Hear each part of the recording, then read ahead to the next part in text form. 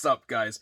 Iggy here with FalTac, and I am having a glorious day. A few weeks ago, maybe a month, I don't know, I ordered a new product in. It has been on my website for the past couple weeks for pre-order, and it is now here.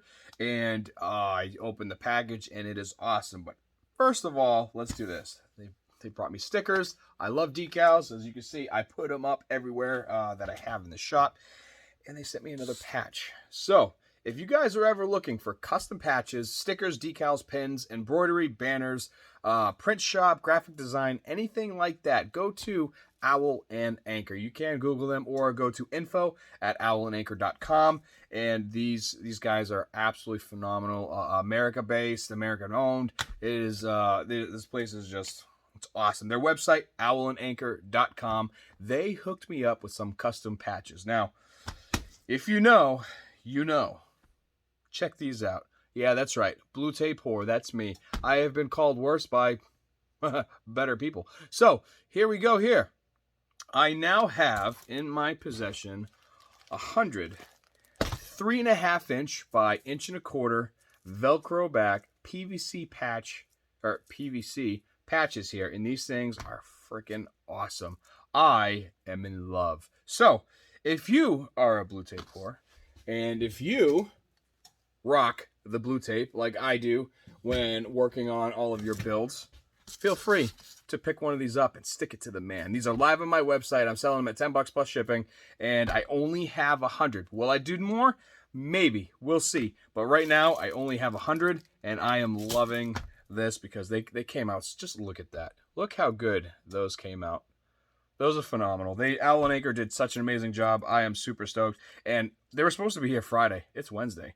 So I am absolutely stoked. I'm going to be displaying these proudly. So if you want one, I actually have like 5 buddies that are already getting them. They already put in the order. They're going out today. Well, actually tomorrow because the post office is closed.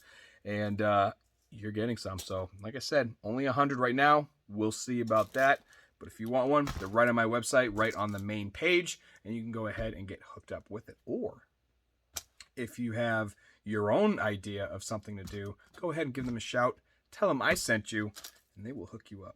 On today's episode, we're doing a little HK action with the Streamlight TLR7. It is, I love patches. Actually, you know what? If you guys, maybe I'll set up a P.O. box or something like that. I'll put my address in here. That way, if you guys ever want to send me decals or something like that, bam, I will hook them up. Anyways, those are going to go up. Those are going to display. I have a big carpet in one of my rooms where I have everything, all my patches lined up and all that stuff. So, yeah. But I finally got some carbon fiber in, so I could finally build a couple more things. Carbon fiber has been in and out of stock, so I try to order a few sheets when I can. So I just got some in, and we are going to be building an HK P2000 in black carbon fiber, of course, with its Streamlight TLR7. Now, the HK P2000 and the Streamlight TLR7 is actually a really nice combo. Just the way it sits on it, I think it actually complements it pretty good. Just it sits pretty well. Of course, we're going to do our homemade blocking. We're going to get everything going, and this is a appendix IWB, so it's a AIWB. No sidecar, which is awesome. So it's going to be a relatively quick build. Obviously, we're going to be doing the claw, and I think that was it. Oh, this is going to be a J-hook. So we're going to hook the J-hook up right here on the slide. Easiest and best place to put it. And we're going to get it going and get it out. I already have the foam on my heat press that is up. It's 390 degrees. It is getting toasty as we speak. The foam itself is 168 degrees. You can see it at the bottom. 188 right there. All right, yep. And we're going to go ahead and do this. It is 5 o'clock Wednesday afternoon. I have a couple things to do after. I got to take care of puppies. They're getting big. And but let's knock this out and get it out of here. And get on with them. And for everybody that has already ordered the Blue Tape Horror patches, those are going out in tomorrow's mail. I thank everybody. And you know what? There's enough assholes in this world. Be kind. Be kind. Let's build it. All right, easy enough. We're going to go ahead. We're going to block here. We're going to have to block all this as well. Same thing. This side we don't, but right here needs to be blocked, but maybe we'll extend it all the way down. Completely up to you. It's however you want to look at this holster or however you want to make it. It's your style, your signature. You do it. So instead of doing a foamy blocking like so, we're going to have blocking like right about here. But because of the plane difference, we're going to go ahead and cut some blocking. And that way this is going to sit flush. That is too thick. So we'll probably do that. And that's perfect right there. So we're just going to go ahead and get all the measurements we need and get everything all hooked up. You ever had the moment that you had a very, very good scene of explaining everything, and then you look up and you realize you never recorded it? So we are fully blocked. This is everything we need. Everything is all blocked out like it normally would, but apparently I didn't record it. So again, when you're blocking out the flashlights, make sure you dip just below the flashlight. That gives you a little bit extra channel to go into. These are the blocking for the slide releases.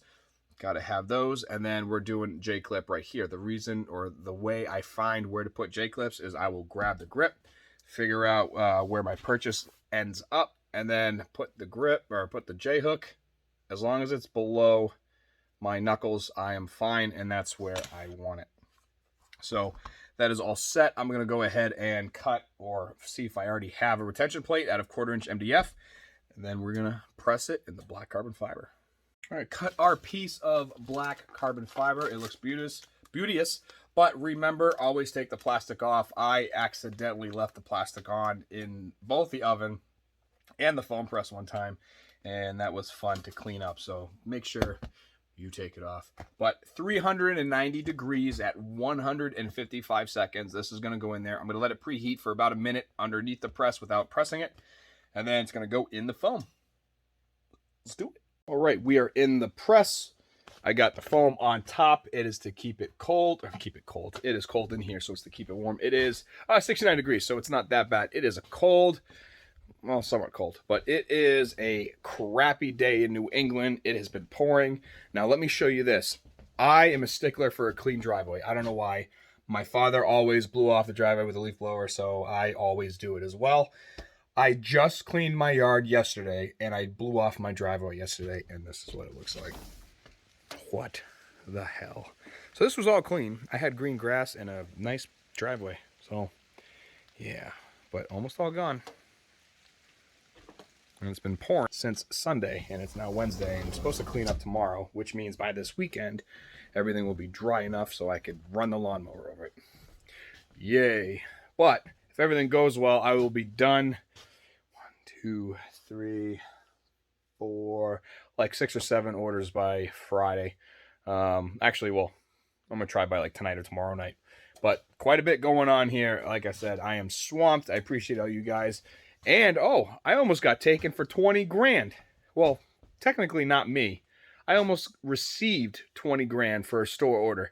But I'll tell you that, and I'll tell you that in a little bit. Actually, once I get this out of the heat press and into the foam press, I'll explain it. We are in the press. Bam, there it is right there. 4 layers of foam, and that's it. So let's tell you the story. So a couple weeks ago, I had an email from a gentleman. I'm going to withhold names, and it was a sales inquiry was the name of it. Now I get a lot of those orders or emails.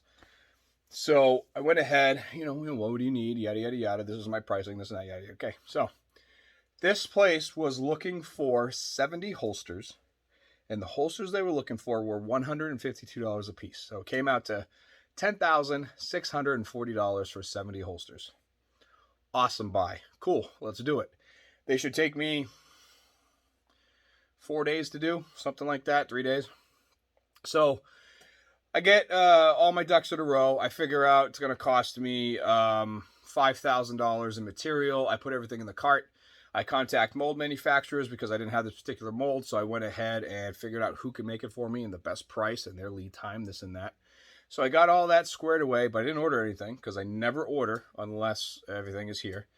And so they sent me an email saying, hey, we're ready to pay the full amount. Let's pay it. Okay, no problem, because a lot of times stores will actually pay up front, and then I go ahead and make them and deliver. So this is all fine and dandy. It's normal, and I'm just moving on. So I get on the phone with them, and I'm like, yep, I'm ready to charge the $10,640. and whatnot. He goes, yeah, charge an additional $9,000 for shipping.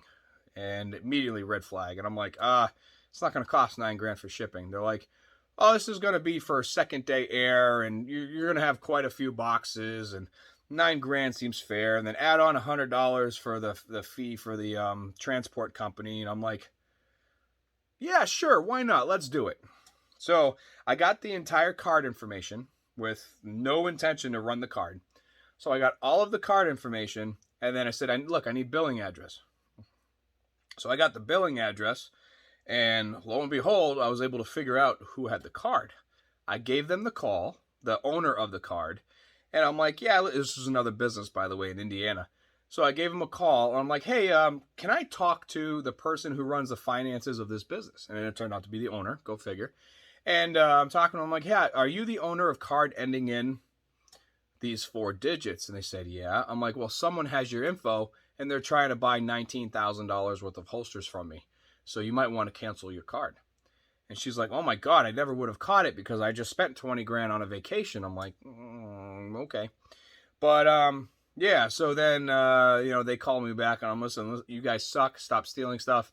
And I hung up. And then they emailed me back asking how much I charged their card.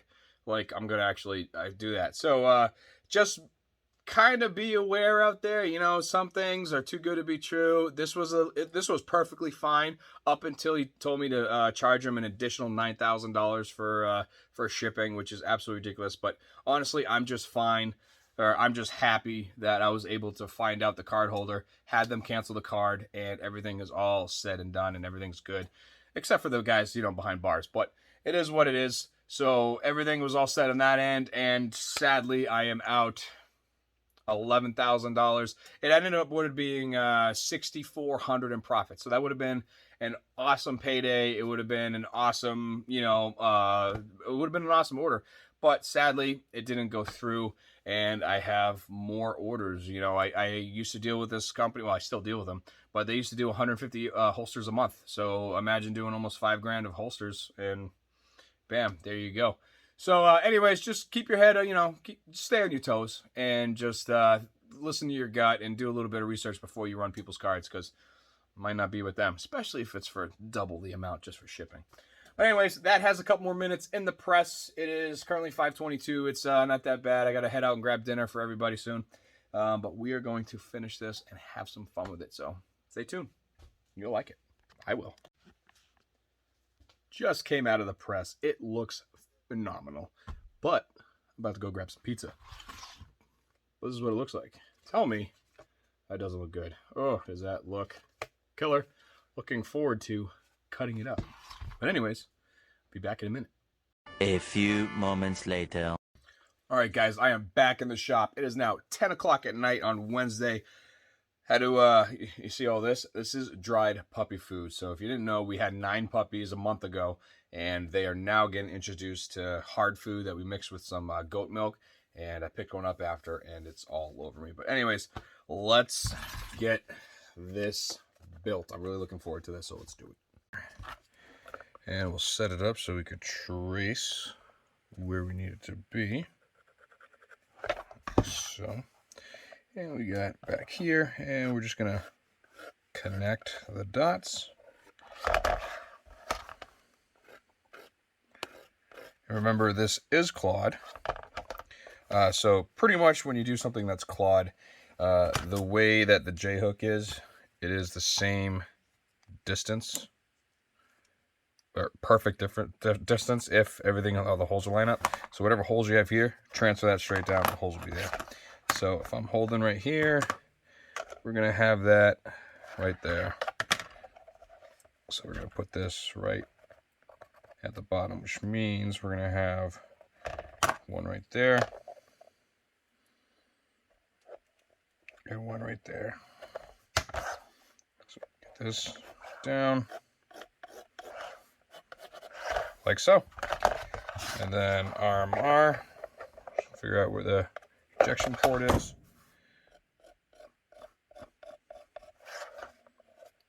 Like so, and then this is going to come up and be right there. So drill, drill, drill, drill, cut, cut, sand, and let's do it.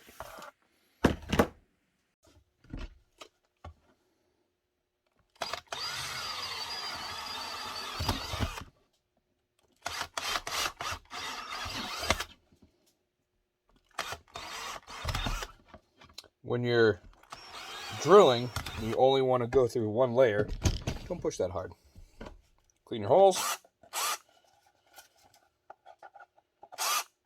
Front to back, back to front. Whatever you're comfortable with. The belly. Mwah. Let's sand it. Let's get it together. We'll start off with the hardware. This is a 1/4-inch post. 1/4-inch rubber, and the screws are not. They are 3/16, I think it was. Let's get some tight of the lock on them.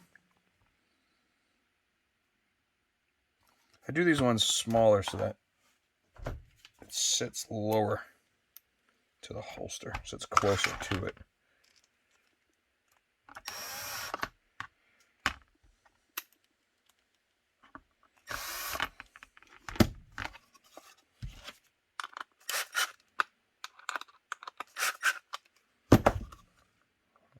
Go, not protruding. We are good. Let's get this in.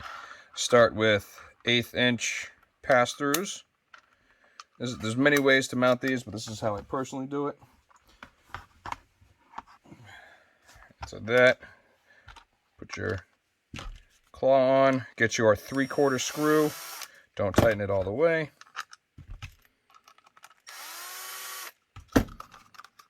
Square it up. Hold it in place.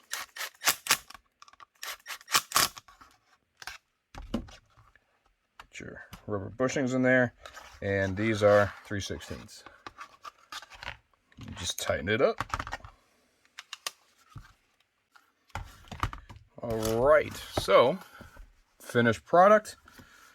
We got the HK P2000, plenty of room for purchase. Your knuckles aren't hitting right there. This is lining up. And we're going to have a good retention, good click right there. Fully adjustable. That came out beautiful. Thank you guys for watching this episode on how to do a HK P2000 with TLR7. Came out awesome. Absolutely love it. This is nice. So this is going all the way out to Houston, Texas. So Darren, I hope you enjoy it. And again, if you guys want a blue whore or blue tape whore, you let me know. Go right on my website right here, and I will send you that guy. I got a whole bunch of them. Anyways, thank you to holstersmith.com and knifekits.com. Without them, none of this would be possible. Just like without you guys, none of this would be possible. Talk to you later. See you on the next episode. Make good decisions. Be kind. Love you. Bye.